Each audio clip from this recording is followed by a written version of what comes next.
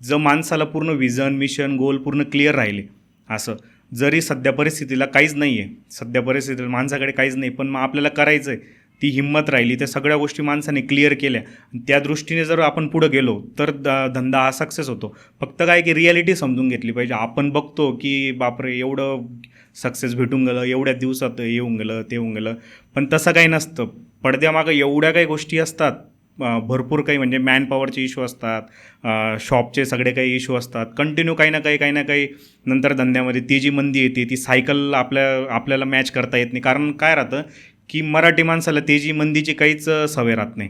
जे काही मारवाडी, गुजराती जे काही फॅमिल्या असतात, तर त्यांच्यात ते लहानपणापासून त्यांच्या डोक्यावर ते आलेलं राहतं की असं आहे तसं, त्यांचे आजोबा पणजोबा या गोष्टी. तर तसं आपल्या मराठी माणसाला काही हे राहत नाही.